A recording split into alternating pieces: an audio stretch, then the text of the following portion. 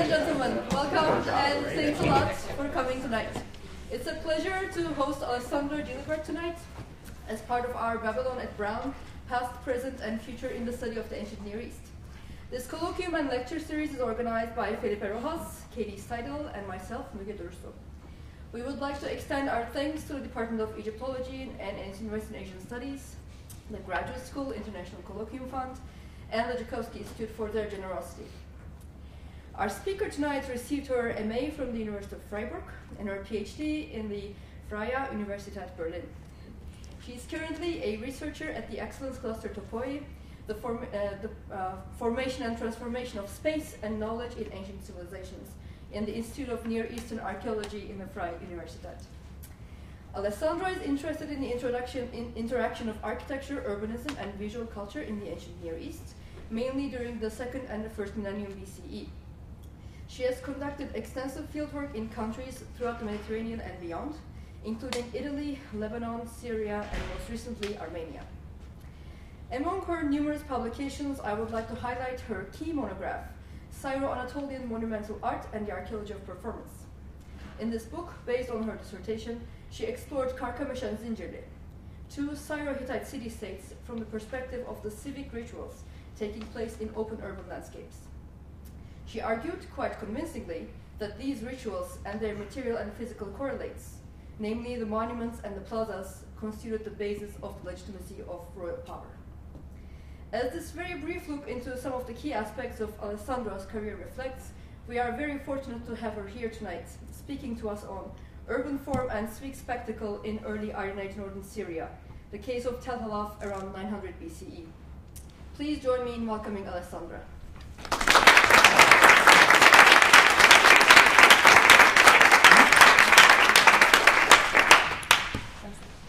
Well, thank you, Müge, and thank you very much to the faculty and the students for having invited me and for the warm welcome that they gave to me in the past 2 days.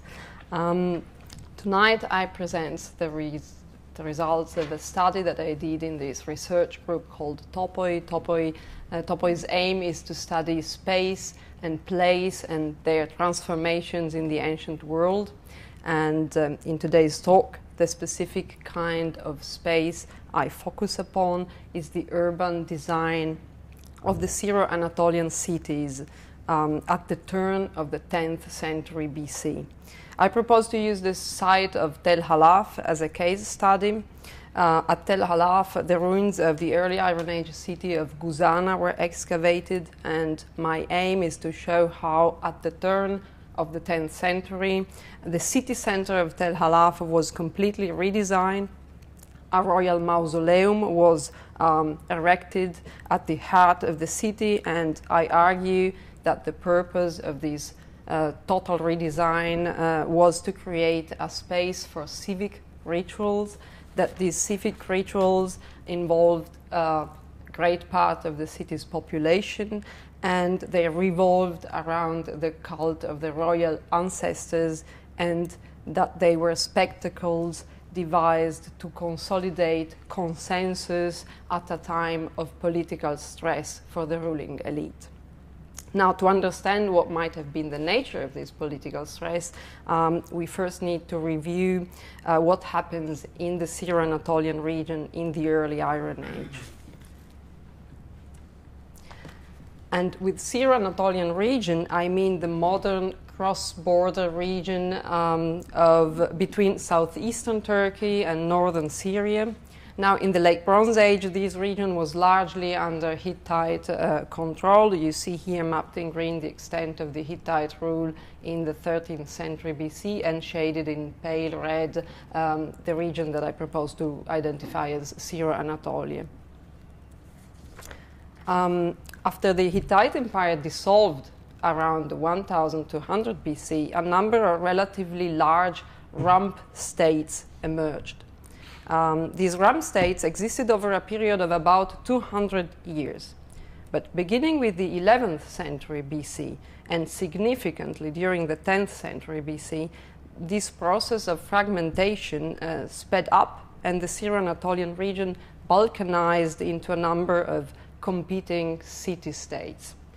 Now, it is important to understand that this fragmentation did not go together with economic collapse. It was not any kind of barbaric medieval situation. Quite the contrary is the case.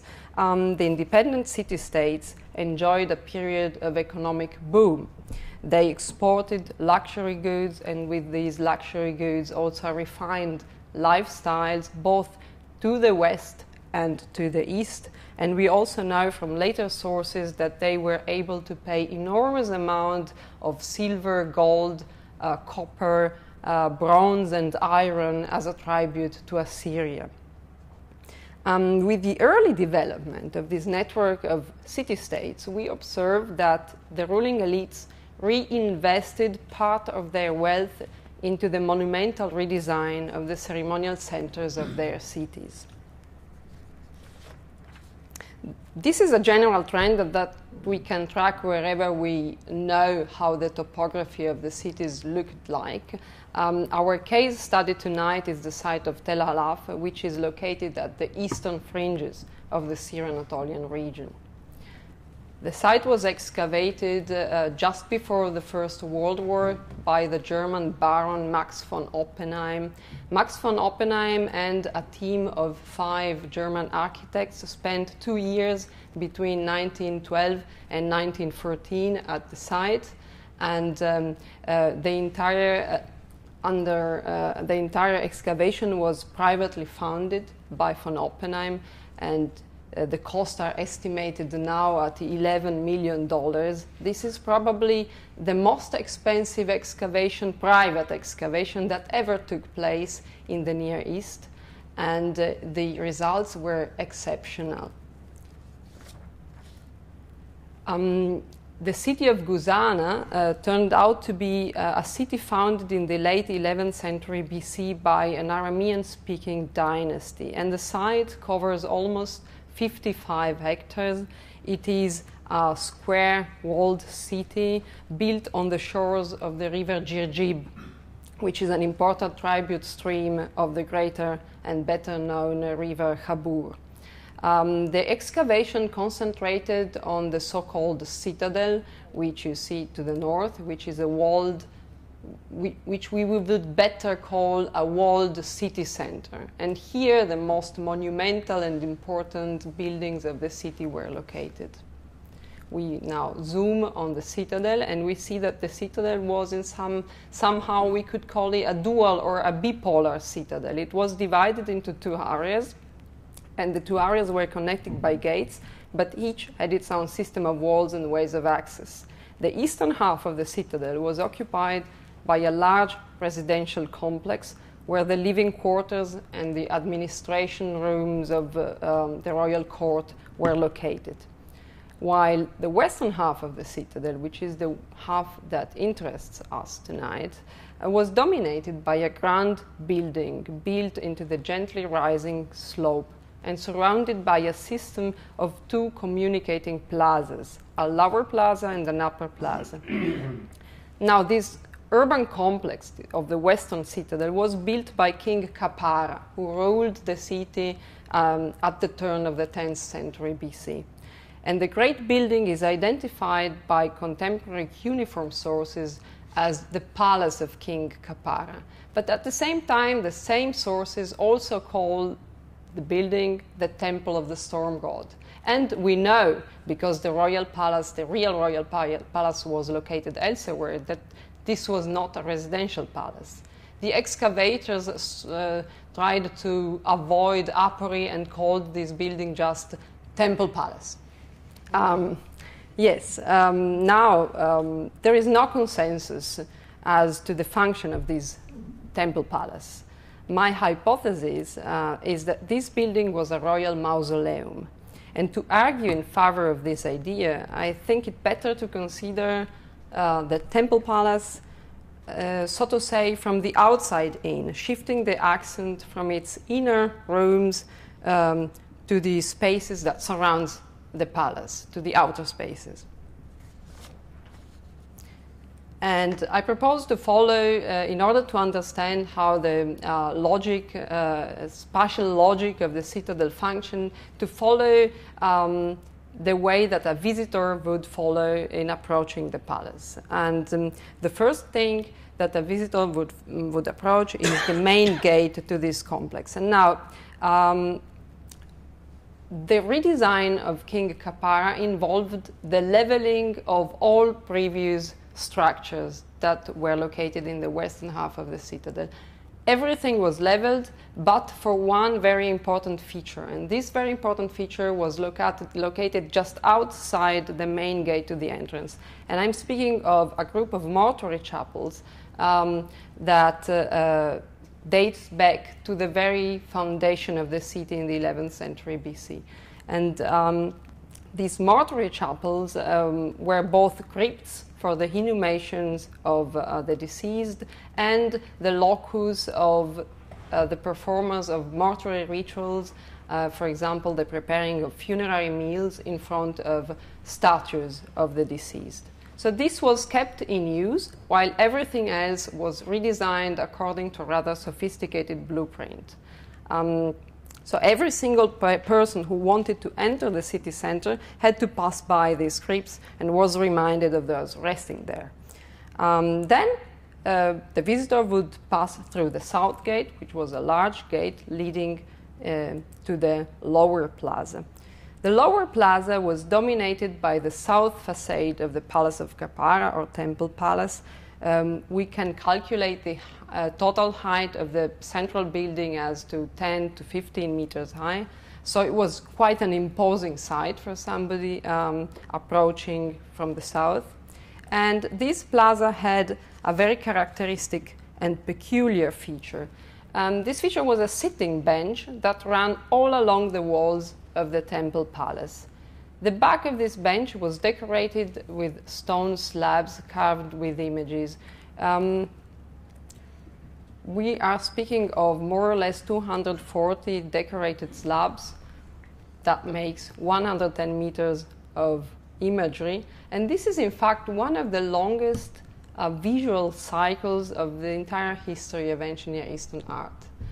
It had a strong impact, certainly, for the beholder, because it was a high-impact chromatic alternation of black basalt slab and red painted limestone slabs. But in fact, both the style and the compositions represented were not very engaging. The style was quite informal. At times, really, you could say badly done. And the images were just very simple couples of antithetical figures. It was rather decorative and not engaging the beholder in a specific narrative. It was just like the back of the bench. And in fact, it has been noticed a lot that the style of these slabs reminds of a more refined but similar style of luxury goods, in particular of ivory furniture, and in fact also the way these slabs were placed at the back of the bench. It reminds us of the back of ivory chairs with decorative panels of contemporary luxury furniture. So in a way we could say that the bench at the southern facade of the Temple Palace was a vernacular version of contemporary luxury furniture.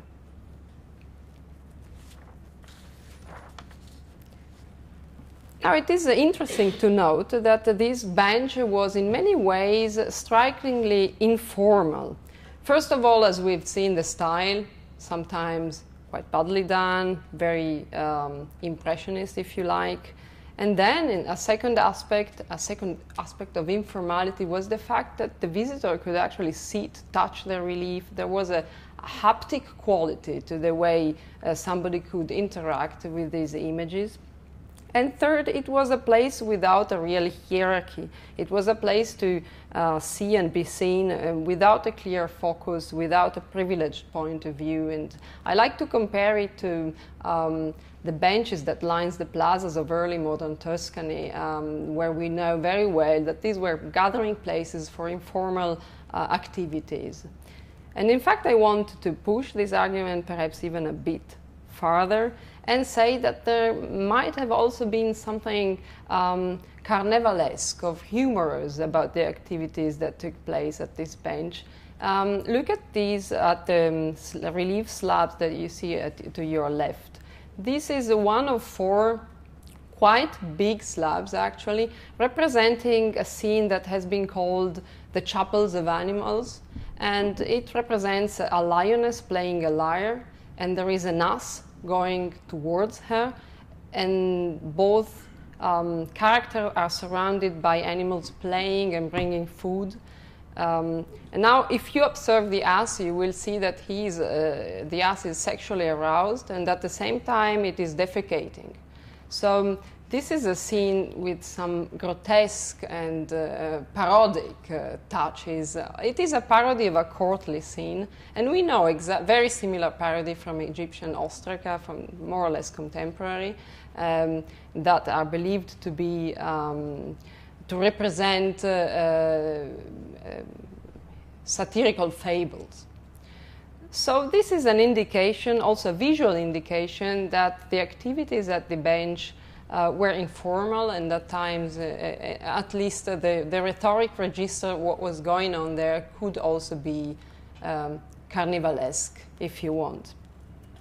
The situation changes quite abruptly if you proceed to the gate leading to the Upper Plaza. This gate was called by the excavators Gate of the Scorpions, and this is due to the fact that the gate is guarded by 2 imposing statues of black basalt scorpion men.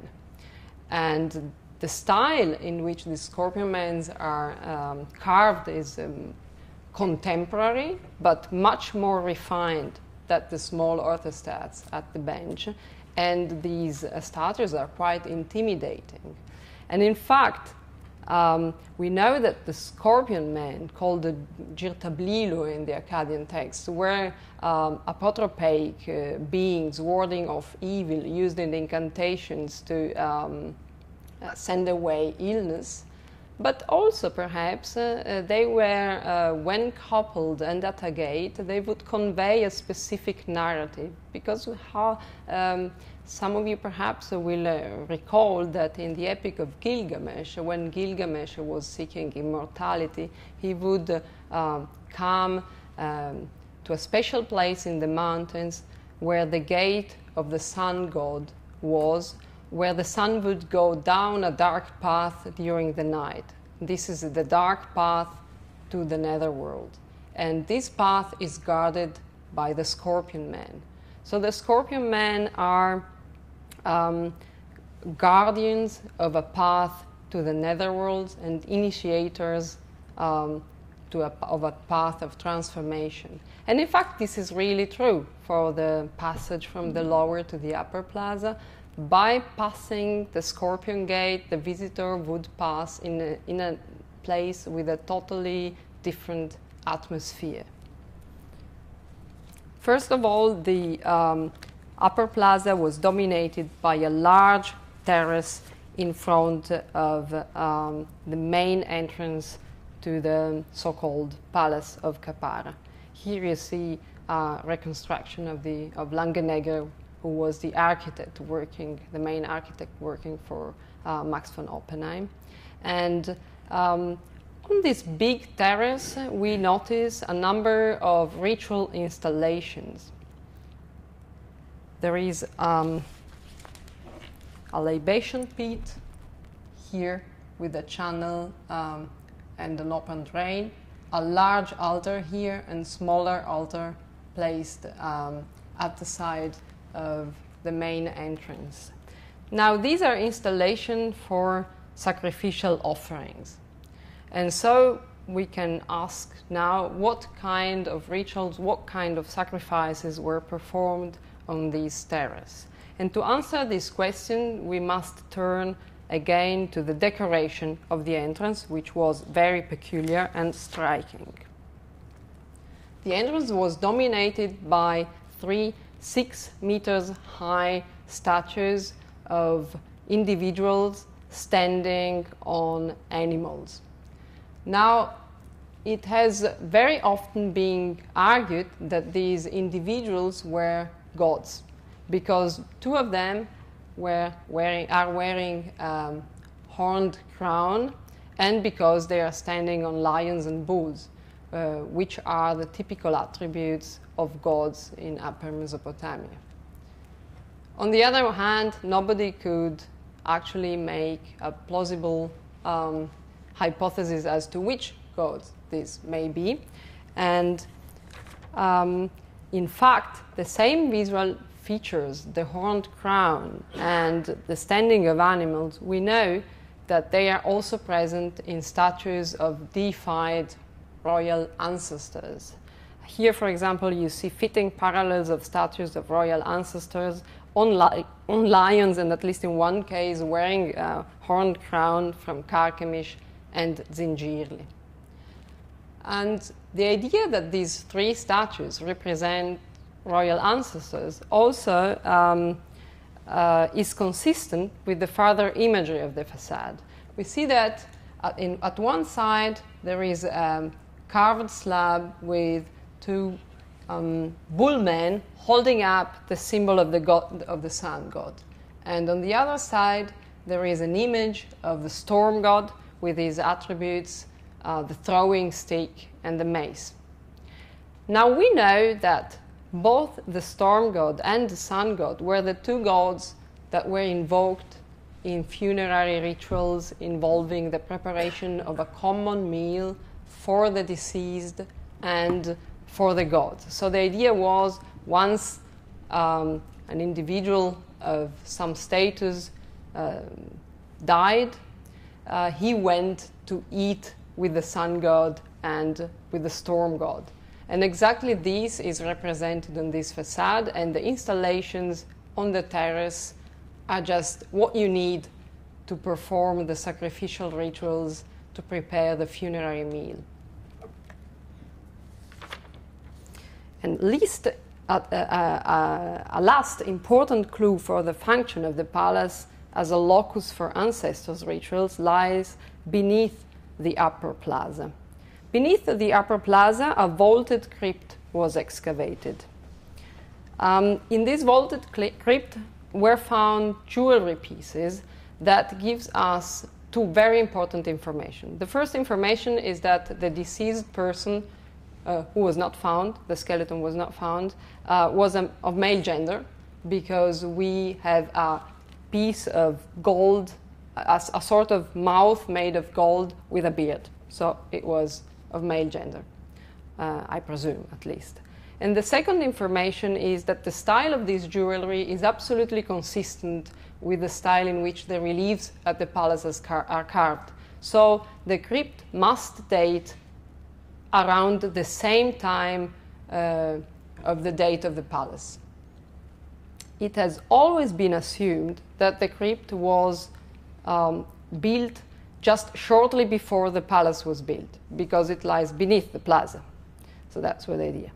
But a closer analysis of the stratigraphy of the Upper Plaza, and I can't yet now go into the details, but shows quite clearly that the crypt was dug into the plaza, was kept open for a short time, and then it was closed again. So if we ask who was the person of male gender inhumated in the crypt, the best answer perhaps is that it was Kapara himself. So Kapara devised a royal mausoleum for himself and his family, with a crypt and with a space for offering a sort of blown up version of the older crypts outside the center of the city. we see there is a real funerary landscape. Now we have the crypts outside, we have the Scorpion Gate, and we also have the crypt and the mausoleum for the rituals. And there is also an amusing side to it. The lower plaza was apparently a place where some sort of more ludic activities, as it is often the case in festivals, could take place. And now we must ask, who were the persons involved in these rituals? Who had access to these spaces? And how can we find out? Is it possible to argue something as to this problem? My idea is that a large audience was involved. And I can argue that in 3 steps. First of all, analyzing the size of the spacing involved. Second, performing an analysis of how accessible they were. And the third point that I would like to argue is that a large audience was probably involved because there was some sort of choreography of space that only makes sense if you assume large masses of people. Let's have a look first of all at the size of the spaces involved. The plazas have not been excavated fully, but test trenches were laid out, and it really seems that there were no structures other than those that you see in the plan. And so we can say that the minimum extent of the plaza, of both plaza, each was more or less 3,000 square meters. How to calculate how many people can be imagined in 3,000 square meters? We need a coefficient of people per square meters that makes sense. And the anthropological and sociological literature indicates incredibly high coefficients of people, of maximum coefficient. For example, at the funeral of Gandhi, there were 5 to 6 people per square meters. And at the Carnival of Venice, there are 3.5 people per square meters. And in an elevator, there can be up to 11 people per square meters. It is really dangerous for your life. So I actually propose to use a very low coefficient for a crowd, that is 2.5 individuals per square meters. That is, this is a crowded place, but where you can move freely. There can be like a procession, for example, with standing spectators and people moving, something like that. That means that a 3,000 square meters wide plaza can host up to 7,500 individuals. Okay, what does that mean for a city of 55 hectares in the Iron Age? It is, as you probably know, like a never-ending discussion of how many persons per, let's say, hectares would live in an Iron Age city. We do not know. But if I use the lowest proposed coefficient in the literature, I could say, okay, let's imagine 200 persons per hectares. That means the almost 55 hectares of Tel Alaf would mean that the city has around 11,000 inhabitants. So for a city of 11,000 inhabitants, to have a part of the walled city centers able to contain 7,500 individuals, that means, and you have to duplicate even that, because that's only for one of the 2 plazas. So actually you have a city center that may contain the greater part of the population, if not the totality of the active population, take away the newborn, the ill, those who could not move or didn't want to go. So actually it is possible, this is a very large space for such a city. And the second argument in favor of the fact that a large audience might have, was imagined for these spaces is the fact that accessibility of the spaces was enhanced. So it's true, we have gates, and gates can be closed, but let's take a look at the south gate, which was built together with the palace and the plazas. Now, the south gate substituted an old gate. The old gate was a military gate with a bent axis and relatively narrow. This gate was leveled, and at its place we have a relatively large gate with a direct access and two pedestrian guardrails. These are very low walls, about 1 meter high, which are explained by the excavators and in a convincing way that they were used to control the flow of people. And Langenegger, the architect who studied this south gate, also explicitly indicates that there were traces of intense pedestrian use. I don't know what it means, but he just writes down this strange sentence.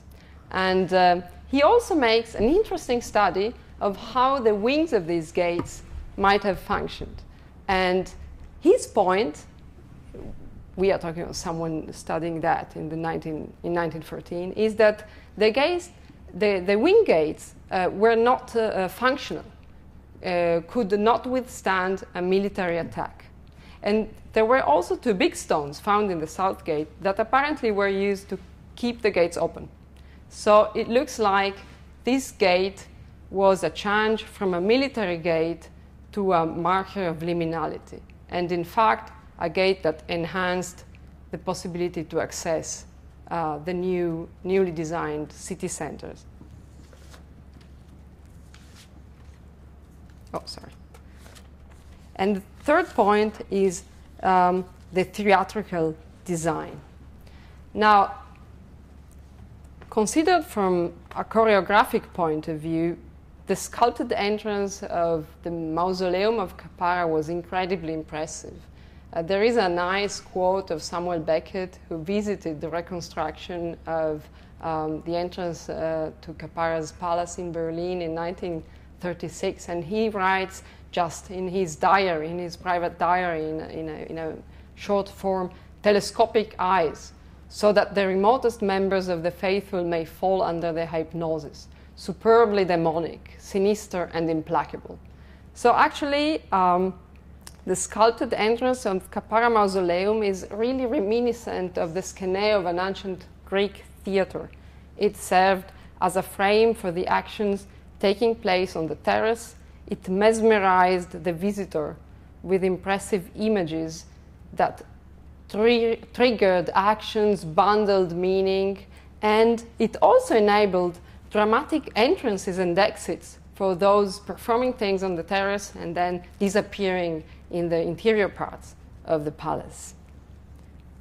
And this is confirmed by a very strange fact that has not been commented upon until now, but the terrace was slightly inclined. In fact, it was a racked stage.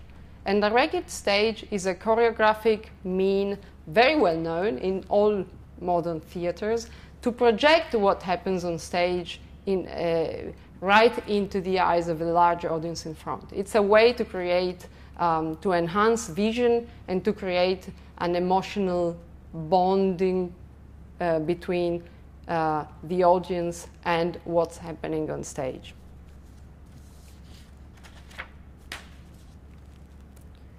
So also the opposite is true.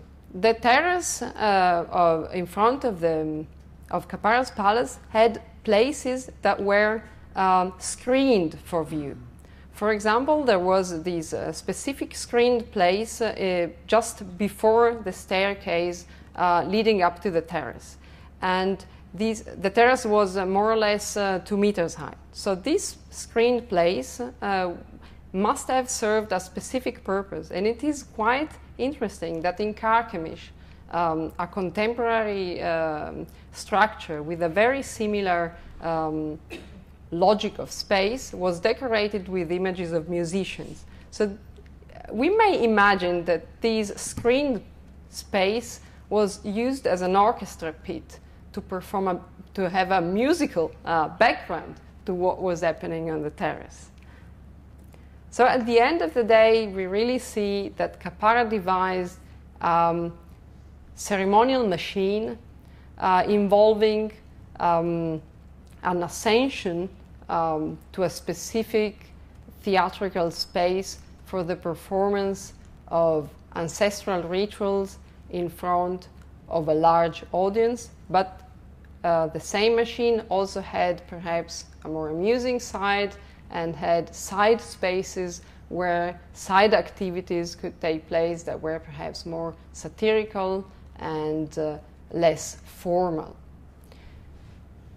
This is something that actually we observe in many cities of the same period. And I think that this was a period of intense competition between the city-states of the Iron Age. There was warfare between cities, but there were also domestic conflicts. The dynasties of the Iron Age were easily exchangeable. And in fact, even the dynasty of Kapara, after Kapara's death, may have disappeared and have been substituted by a dynasty of Bahiano, someone else. So legitimation was important, but also taken away very easily. So there was a dire need to reinforce consensus. And it began to be a favored strategy within the ruling elites of these city-states to invest wealth into the building of ceremonial plazas and into the invention of specific civic rituals that mobilized the entire population. They devised a sort of theatrical machine to generate civic consensus through spectacles of great emotional impact. Thank you.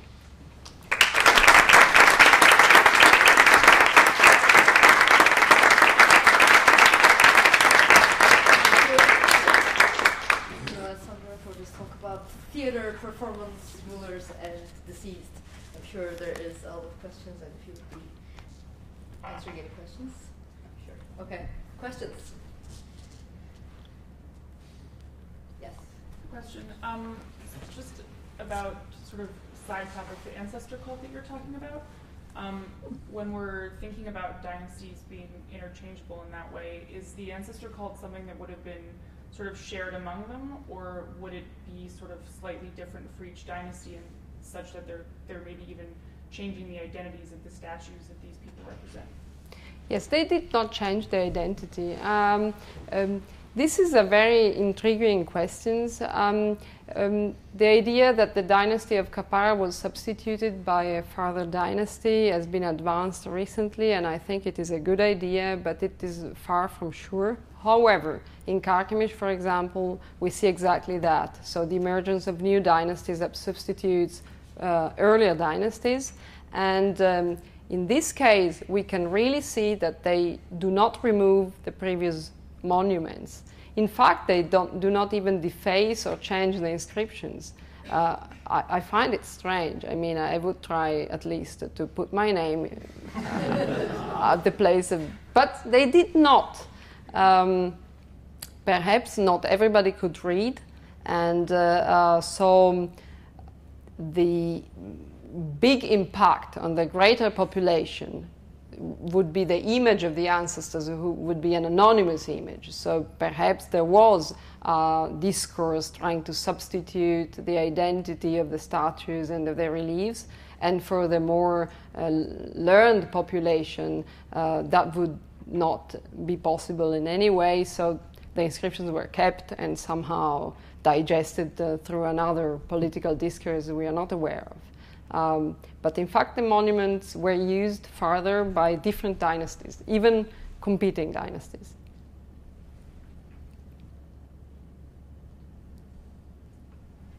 Do you see any traces of continuation between what's happening at the end of the Hittite Empire in Hattusha's with the construction of the say hieroglyphic chamber and these areas for ancestral veneration? Do you see? Is there any evidence for performance in those spaces that is continued in the type of spaces that you're describing now? Yes, I think there is a link. My general idea, I mean the feeling I have, is that the royal ancestors cult in the late Bronze Age was something for an initiated audience. That's why it was located in places quite absconded. And so what happens at the beginning of the early Iron Age is that these absconded cult, which was, for example, in crypts beneath the pavement of the royal palace, as in Katna, or in specific natural places, like in the case of the Hittite Empire, moved to the surface and was set in scene in the middle of everything. And this is something that appears quite new to me, as opposed to what was happening in the Hittite Empire.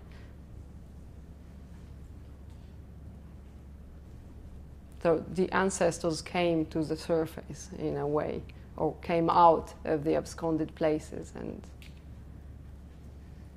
maybe as a sort of follow-up, but in a different way. In the also late Bronze Age examples, there are a lot of texts that talk about processions from the urban landscape to outside of the city gates, to, in the example of Hattusha, to go to Yazlıkaya, or in Amar, go to the standing stones and anoint them and do the procession. So do you think, or do you see in the early Iron Age performances that the urban landscape is almost now hosting all of these spectacles, and all the performance is getting more and more focused on the urban landscape at the expense of the extra-urban landscape? Yes, absolutely. So this is a trend that I think connects with the fact that let's not speak about the Iron Age as a block. Actually, it is quite important to see that there is a period of passage. The first 200 years after the collapse of the Hittite Empire are in much continuity with the Hittite Empire. For example, we have indication of the existence of rituals at the city gates, outside the city. In Karkemish, for example, the gates are very charged with ritual meanings. And after this period of continuity, where the main ruling dynasties of those rump states still lived under the pretense that they were still in the Hittite Empire, when the landscape balkanized and all these competing city-states established themselves, there was also a change in ideology, and the dynasties were quite proudly city-states-like. They didn't call themselves anymore great kings in Karkemish, for example, but ruler of the city. And they did that in their inscriptions. So there is the building of an identity which is very civic. And this civic identity is just another size, and it works in a different way as an empire identity might work.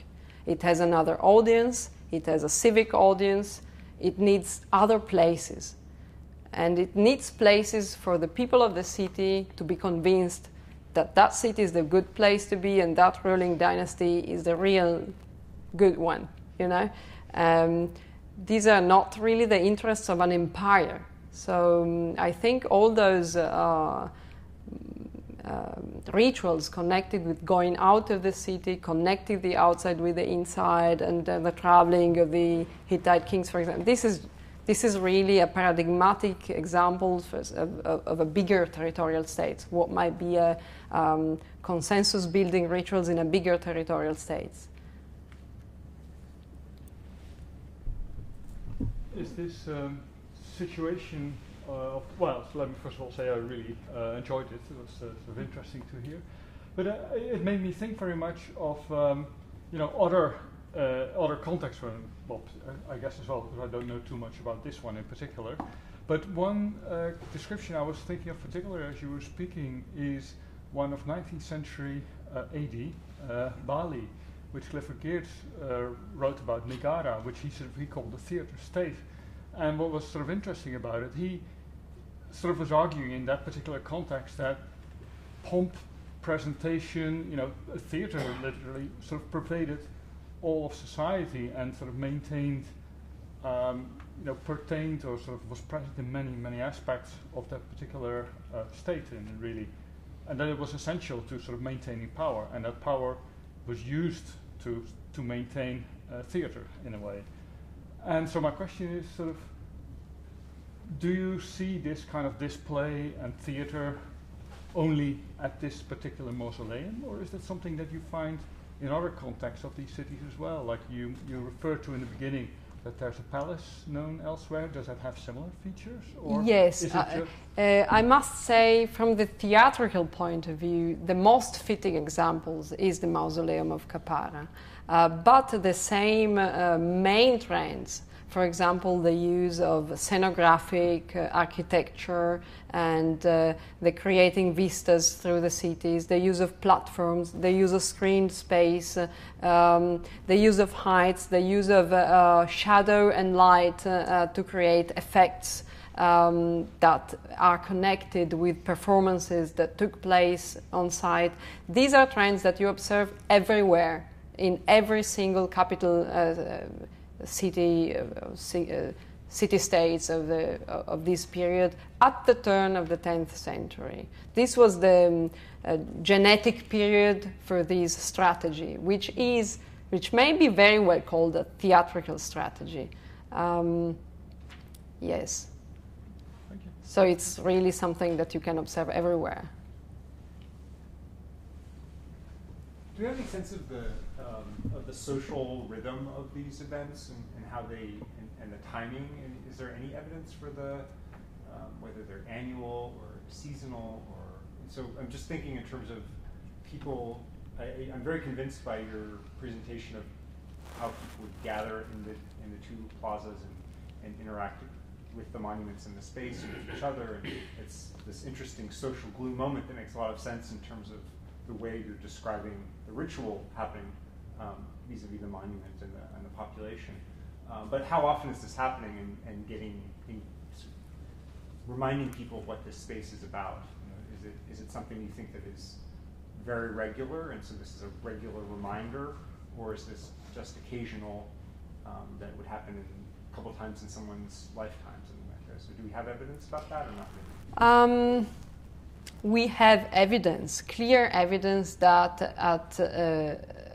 at times of crisis, these events took place. For example, the king dies, or there is a war, and after the war there is a triumph with battle wagons coming into the city and prisoners being brought as trophies to specific places. So upon these events, we know that there was something big going on. I also suspect that there were also, well, let's not call them seasonal, but reoccurring performances on a rather clear basis, but we do not have any kind, I mean, they did not materialize into inscriptions, for example, and we do not have any indication. This is pure speculation. I would expect that it was not only on very rare events that these spectacular ceremonies took place, but what we can pin down are those events.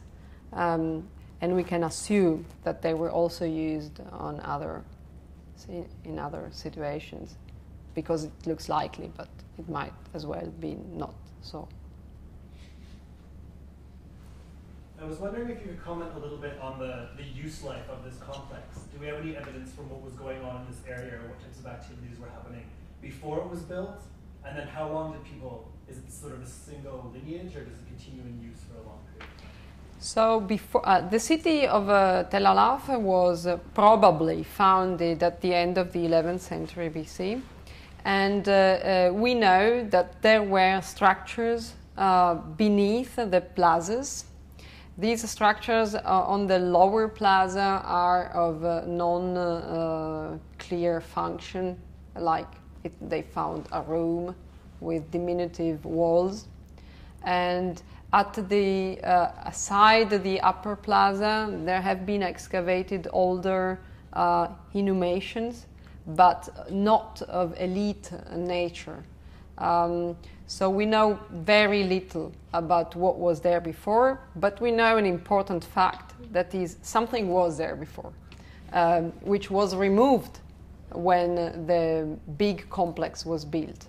And this is in itself a quite significant fact. And when the complex was built around 900 BC, and at a certain point it was destroyed by a great conflagration, either by the Assyrian conquerors or by later enemies. But it lived at least 150 years, and I suspect much longer, because in fact if we analyze, but this is another talk, the history of the palace after it was built, we see that there are many changes. For example, the small orthostats, which really intrigues me at the southern facade, they were at a certain point taken back and replaced according to a different order. Why, I do not know, and the new order also makes sense, but this is something that happened, I suspect, because something structural needed to be renovated at the palace. So just for, and then in later years, a sort of another building was built at the lower plaza that created a sort of corridor to the Scorpion Gate. That means this space was kept in use for at least 3, 4, 5 generations after Kapara. And it was renovated, crypts were added, there were other inhumations, perhaps of different dynasties, but it worked very well. Even when the city was under direct Assyrian control, this space was not appropriated by the Assyrian army, for example, or governor. It continued to be used as, I presume, locus for ancestors cult, without being deleted, so to say. So it worked very well for the identity of the city. Somehow it was a very functional architectural complex. I suggest we ask the remainder of the questions over a glass of wine. And please join me in thanking Alessandra once again.